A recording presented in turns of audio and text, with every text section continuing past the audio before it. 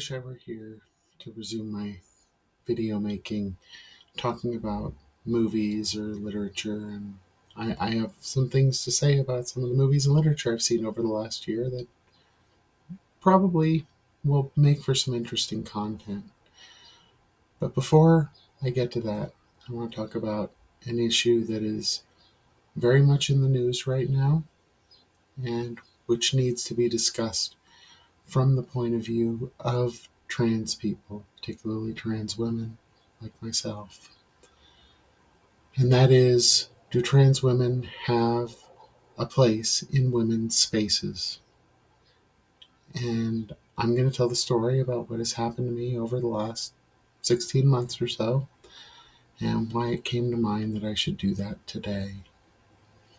So this morning, I got a notification on Blue Sky saying that somebody had re-skeeted one of my comments from the time that I was facing homelessness 16 months ago at the beginning of February 2024, desperately asking if anybody could offer me a sofa to surf on, just someplace to crash for a couple of days while I could find work so I wouldn't have to carry everything I owned with me into a job interview. Nobody came through, so I ended up having to get myself a motel room. After a couple of nights checking in and out of motels, I was getting very, very depressed because I realized my money was going to disappear very quickly. I'd only saved up a little bit, and my credit was going to go in the tank because I was running up credit card bills just to stay alive. And in the long run, it was just not sustainable, and there was no way for me to find work while carrying everything I owned with me. So, in a moment of despondency, I reached out to a social worker from the local police department who told me that I had to spend the night in a shelter or in my car in order to qualify for a permanent shelter bed. So they put me in as a police department entry into a local shelter that is it's low barrier, a lot of people doing drugs um, in the area. So it was a sort of rough place. It wasn't a great place for me. I wasn't very happy about it. And when I got out, I was now on the list to get into some of the better shelters, including one women's shelter here in the area that really sounded ideal for me. It was a clean and sober place, and I am a clean and sober person, so it seemed ideal. Um, but the lady who ran it just wasn't calling me back, and I was getting very, very upset about that. So after a while, I was hopeless. I really thought this was it, that I might as well just spend what little money I had left reserving a hotel room for a couple of weeks so that I could just write down my story and then check out permanently. And on the day that I had decided to do that, I finally got called by the manager of this women's shelter, and I was told that on Monday morning I was going to have a bed, a place to stay free of rent, where I could spend my time looking for a job and then looking for permanent housing. The place was a women's shelter. It was a women's space. And I rented a motel room for the next 3 nights. Got that call on a Friday. And bright and early Monday morning, there I was, ready to move in.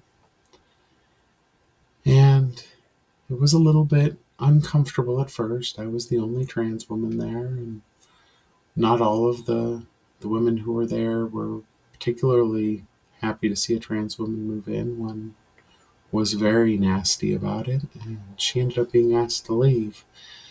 I was worried that it was because of my presence that she'd been asked to leave, but the manager assured me that it was just the straw that broke the camel's back. She'd burned her bridges before I showed up, and she just tried to put weight on the charcoal, and it fell through. So she She was asked to leave, and I had a bed, a place to stay. And over the next few months at that shelter, I made friends. I did my chores. Uh, I was eventually given a position of some trust there at the shelter. I became the housing assistant. That is the person who is in charge when no paid staff is around. And that felt very gratifying to me that the other women in the house wanted me to be the one to handle issues like that. And while I was doing that, um, and getting more and more comfortable with just being in a house with 10 or 15 women, sharing uh, 3 bathrooms between us and one set of laundry machines. So there was plenty of room for us to have disagreements. Um, but I got along as well as anybody else and just fit in really more than I thought I would. And it was great for me. And eventually, one woman there who'd had trouble getting and staying sober asked me how I had stayed sober as long as I had. And I told her. I told her I had gotten sober and learned the tools that have kept me sober going to Alcoholics Anonymous. So she asked me if I would go with her to an AA meeting.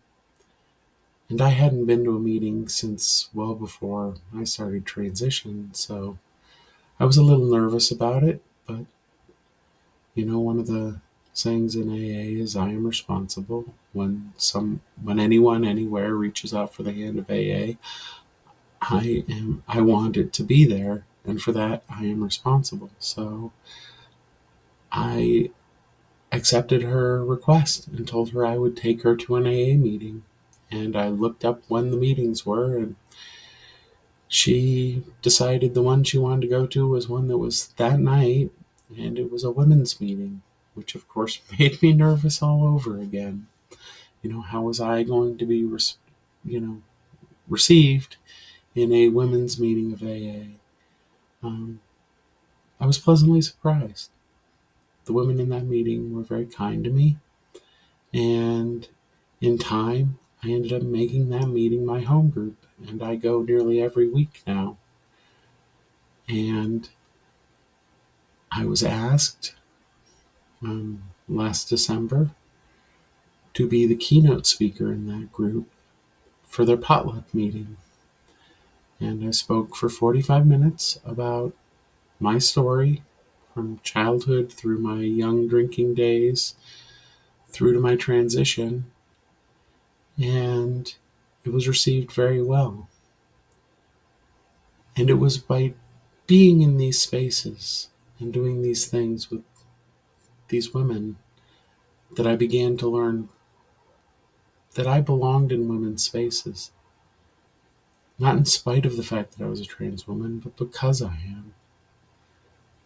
Because all women have their own stories about their struggles with womanhood to adapt to a world that is built by and large for men. So we all have to adapt in our own ways. And my story, while different than pretty much any cisgender woman's story, it rhymes much more closely than any cisgender man's story would rhyme to their stories.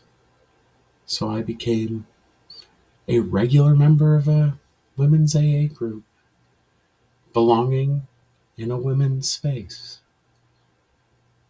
And in fact,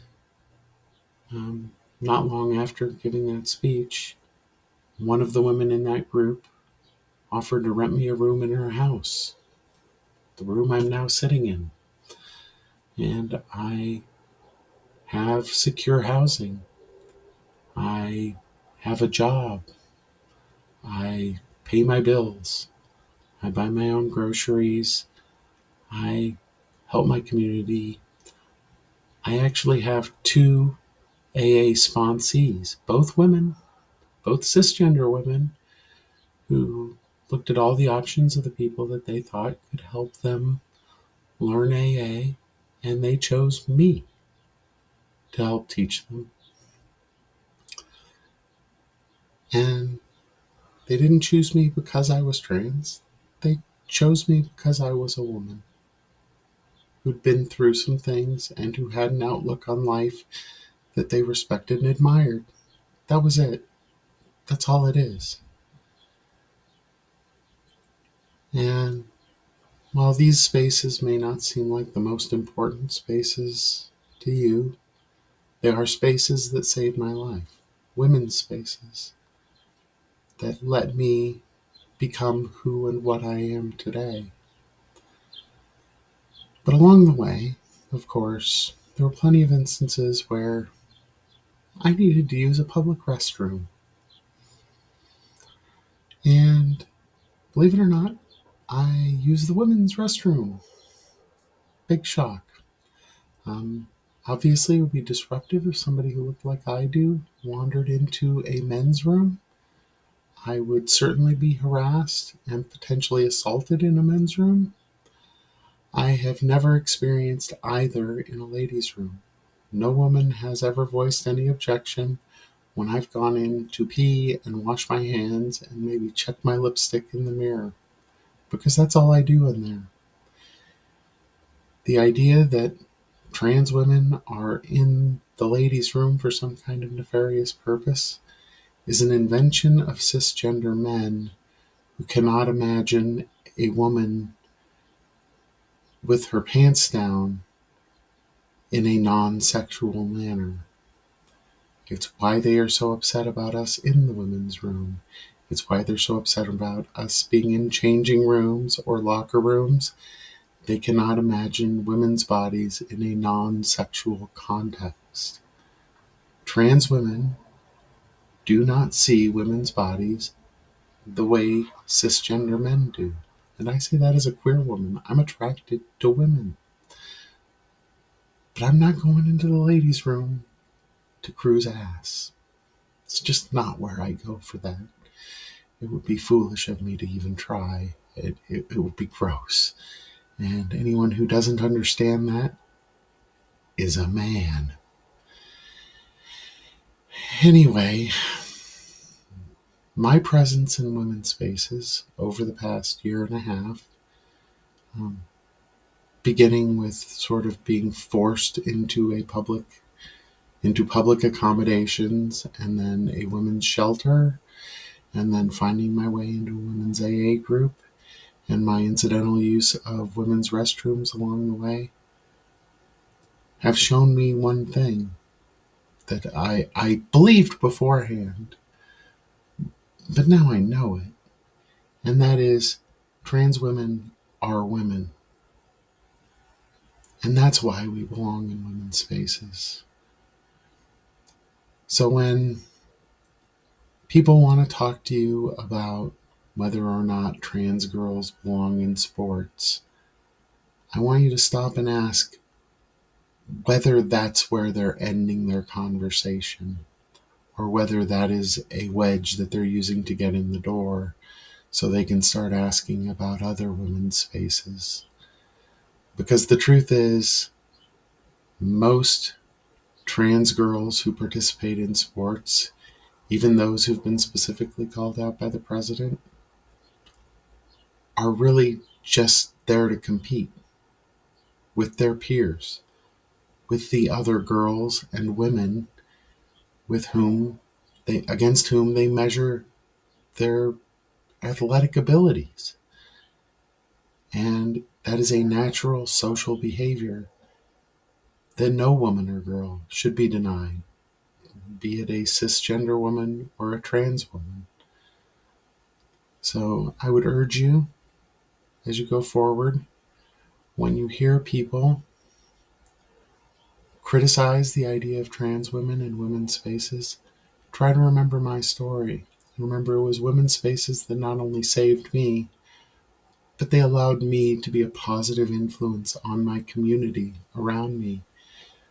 to help women who were having trouble staying sober.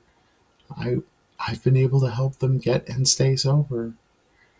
Um, and when my shelter needed somebody to take personal responsibility for the well-being of the facility and the people in it, I was able to step up and do that.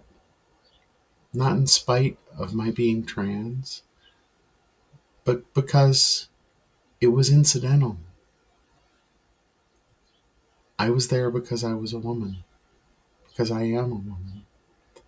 And I'm going to keep using women's faces, even if the president says I can't. He and his Third Reich, the Reich of turds, they can go to hell. I don't give a damn what they think, because they are ignorant and they are on the wrong side of history. Don't stand there with them, please.